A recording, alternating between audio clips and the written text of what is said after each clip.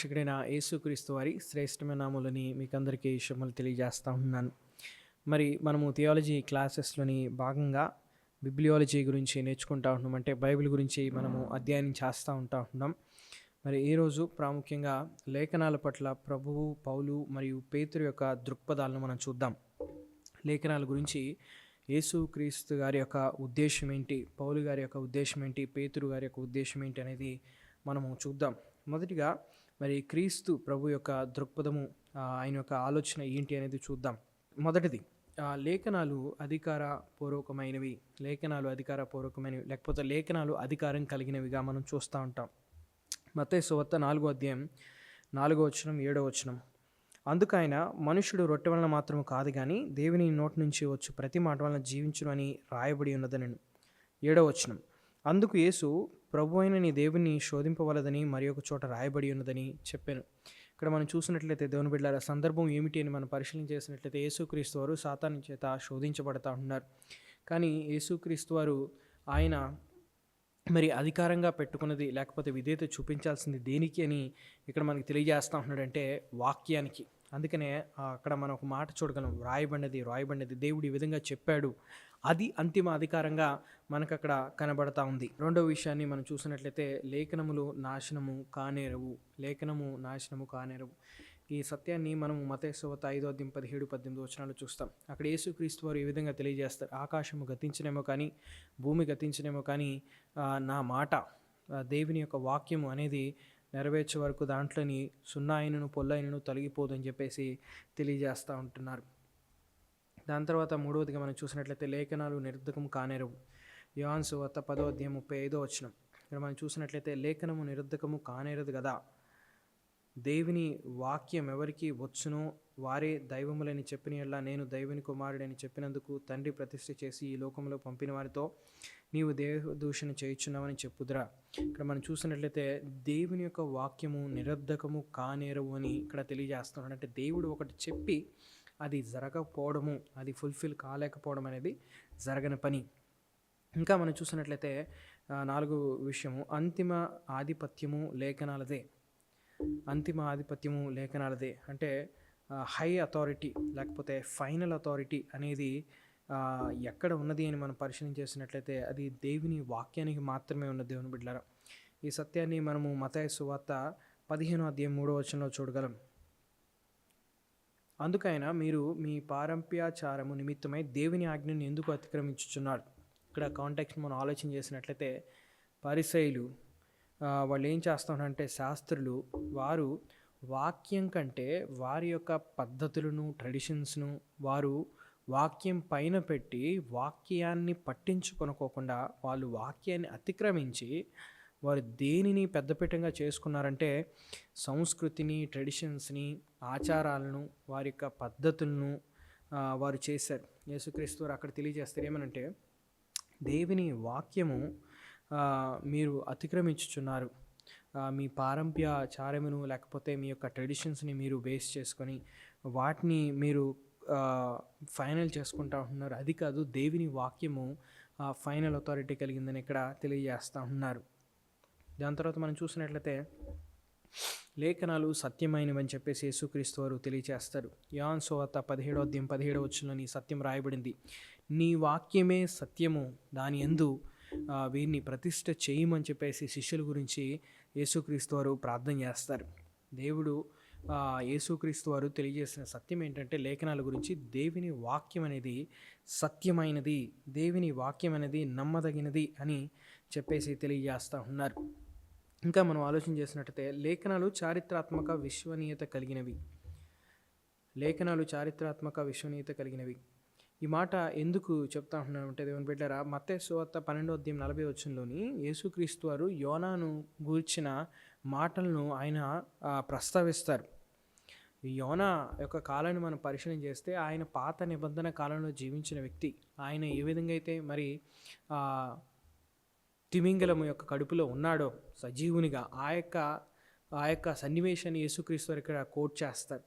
So అది జరిగినది చరిత్రలోని, అదే విషయాన్ని యేసుక్రీస్తు వారు కోట్ చేస్తూ అది నిజమైనది అని చెప్తూ ఆయన యొక్క మరణం గురించి బోధించేటప్పుడు దాన్ని ఒక ఇలిస్ట్రేషన్గా ఆయన వాడుతూ ఉన్నారు.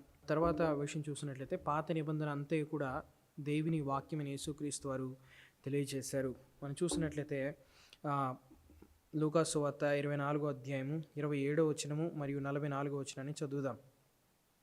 మోషేయు సమస్త ప్రవక్తలను మొదలుకొని లేఖనములన్నిటిలోనూ తన్ను గూర్చిన వచనములు భావముగా వారికి తెలిపెను. యేసుక్రీస్తు వారు ఆయన గురించి ఉన్నటువంటి మరి ప్రవచనాలన్నింటినీ కూడా ఆయన ఏం తెలియజేస్తున్నాడంటే ఇవన్నీ కూడా నా గురించి మాట్లాడుతానని శిష్యులకి తెలియజేస్తా ఉన్నాడు. అదే సత్యం 44వ వచనంలో కూడా రాయబడింది. అంతటా ఆయన మోషే ధర్మశాస్త్రములోను ప్రవక్తల గ్రంథములోను కీర్తనలోను నన్ను గూర్చి రాయబడినవన్నీ నెరవేరమని నేను మీ యొద్దకు ఉండినప్పుడు మీతో చెప్పిన మాటలు నెరవేరని వారితో చెప్పాను. ఇక్కడ మనకి 3 భాగాలు కనిపిస్తాయి. మోషే ధర్మశాస్త్రము, మొదటి 5 గ్రంథాలు, ప్రవక్తల గ్రంథాలు, ప్రొఫెటికల్ బుక్స్, దాని తర్వాత సామ్స్, కీర్తనలు మనం చూస్తూ ఉన్నాం. ఈ 3 కూడా పాత నిబంధనకి సంబంధించిన గ్రంథాల యొక్క సెక్షన్స్.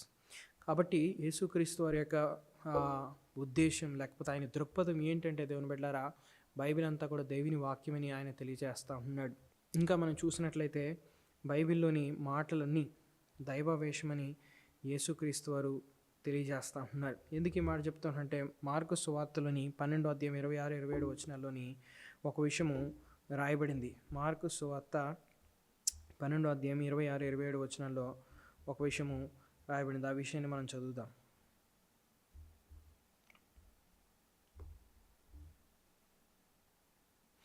వారు లేచెదరని మృతులను కూర్చిన సంగతి మోషే గ్రంథమందలి పొదను గురించిన భాగంలో మీరు చదవలేదా?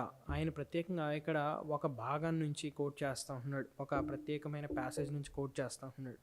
దాన్ని బట్టి మనం ఏం అర్థం చేసుకోవచ్చు అంటే దేవుని బిడ్డలారా, బైబిల్లో ఉన్న మాటలు దైవావేశం కలిగినవి, దైవావేశం వల్ల ఇవి రాయబడ్డవి, దేవుని సహాయం చేత ఇవి రాయబడ్డ అనే సత్యం మనకు అర్థమవుతూ ఉంది. దాని తర్వాత యేసుక్రీస్తు అక్షరాల దైవావేశాన్ని, ఇన్స్పిరేషన్ ఆఫ్ ద లెటర్స్ని కూడా నమ్మాడు.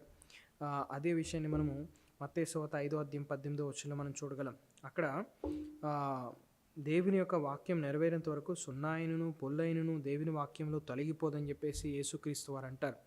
మనం గమనించినట్లయితే హెబ్రూ భాషలోని యోద్ అనేది ఒక చిన్న అక్షరం, దాలెత్ అనేది అక్షరానికి, రేష్ అనే అక్షరానికి మధ్య ఉన్న ఒక తేడా కేవలం ఆ చిన్న గీత మాత్రమే. సో దాలెత్ అనే ఒక పదం ఉన్నది, ఆల్ఫాబెట్ ఉన్నది, తర్వాత రేష్ అనే ఇంకొక ఆల్ఫాబెట్ ఉన్నది. సో వీటికి మధ్యలోని వ్యత్యాసాన్ని తీసుకురావడానికి యోద్ అనే ఒక చిన్న డాట్ని వాడతారు. సో యేసుక్రీస్తు వారు ఏం చెప్తా ఉన్నారంటే వాక్యంలో ఉన్న చిన్న డాట్ కూడా, అంటే దేవుడు చెప్పిన మాట నెరవేరుతుంది అని ఆయన సూటిగా ఇక్కడ చెప్పడం మనము చూస్తూ ఉంటున్నాం. రెండవదిగా మరి లేఖనాల పట్ల పౌలు యొక్క దృక్పథాన్ని మనం చూద్దాం. పౌలు పాత నిబంధన లేఖనాలతో సమానంగా కొత్త నిబంధన లేఖనాలను పెట్టడం జరిగింది. మనము తిమోతికి రాసిన మొదటి పత్రికలను 5వ అధ్యాయం 18వ వచనం చూస్తే అక్కడ ఈ విధంగా రాయబడింది: నూర్చుడి ఎద్దు మూతికి చిక్కము వేయవద్దు అని లేఖనము చెప్పుచున్నది, మరియు పనివాడు తన జీతమునకు పాత్రుడు అని రాయబడింది. దీంట్లోనే యాక్చువల్గా 2 కొటేషన్స్ ఉన్నాయి. మనం చూసినట్లయితే కనుక నూర్చుడి ఎద్దు మూతికి చిక్కం పెట్టవద్దు అనేది ద్వితీయోపదేశకాండం 25వ అధ్యాయం 4వ వచనం నుంచి కోట్ చేయబడింది. దాని తర్వాత పనివాడు తన జీతమునకు పాత్రుడు అనే పదము లూకా సువార్త 10వ అధ్యాయం 7వ వచనం నుంచి రాయబడింది. సో పాత నిబంధన కొత్త నిబంధన రెండూ కూడా పౌలు గారు ఇక్కడ కోట్ చేస్తూ ఉంటున్నారు. దాన్ని బట్టి మనం ఏం అర్థం చేసుకోవచ్చు అంటే రెండూ కూడా పాత కొత్త నిబంధన అనేది దేవుని మాట, దేవుని వాక్యం అనేది మనకి అర్థమవుతూ ఉంది. ఇంకా మనం చూసినట్లయితే తిమోతికి రాసిన 2వ పత్రిక 3వ అధ్యాయం 16-17 వచనాలు ఆయన ఏమంటారంటే లేఖనములన్నీ కూడా దైవావేశం వల్ల కలిగినవి అని చెప్పేసి అక్కడ సాక్ష్యం ఇస్తాడు. అవి తీర్చుదిద్దుటకు, తర్వాత తప్పును ఖండించుటకు సరిపోయినవి అని చెప్పేసి పౌలు అక్కడ తెలియచేస్తాడు. మూడోది మనం చూసినట్లయితే లేఖనాల పట్ల పేతురు యొక్క దృక్పథం, పేతురు యొక్క ఆలోచన ఏంటి? పేతురు రాసిన 2వ పత్రిక మొదటి అధ్యాయం 21వ వచనంలో ఈ విధంగా తెలియజేస్తాడు: పరిశుద్ధాత్ముడు మానవ గ్రంథకర్తలను పర్యవేక్షించి నడిపించిన కారణాన వారు లేఖనాలు రాశారు. ఆయన లేఖనాలు ఎలా రాశారు అనే దానికి అక్కడ స్పష్టంగా చెప్తాడు. ఏమనంటే మనుషుని యొక్క ఆలోచన బట్టి లేఖనం రాయలేదంట, మనుషుని యొక్క ఇచ్చిన బట్టి ఎప్పుడు లేఖనము పుట్టలేదు, కానీ పరిశుద్ధాత్మ దేవుడు వారిని నడిపించడం ద్వారా వారు ఆత్మచేత నింపబడి, ఆత్మచేత నడిపించబడి, ఆత్మచేత గైడ్ చేయబడి దేవుని వాక్యాన్ని రాశారని పేతురు తెలియజేస్తాడు. మీరు మనం చూసినట్లయితే దేవుని బిడ్డలారా, పౌలు, పేతురు, దాని తర్వాత యేసుక్రీస్తు ప్రభువారు ముగ్గురు తెలియజేసే ఒక సత్యం ఏంటంటే, వారి యొక్క దృక్పథం ఏంటి అని అంటే, బైబిల్ అనేది దేవుని యొక్క వాక్యము, బైబిల్ అనేది దేవుని యొక్క మాట. కాబట్టి దీన్ని మనము సీరియస్గా తీసుకొని, అది దేవుని మాట కాబట్టి అది మన జీవితాలను నడిపించాల్సింది, మన జీవితంలో అంతిమ అధికారం కలిగి ఉండాల్సింది.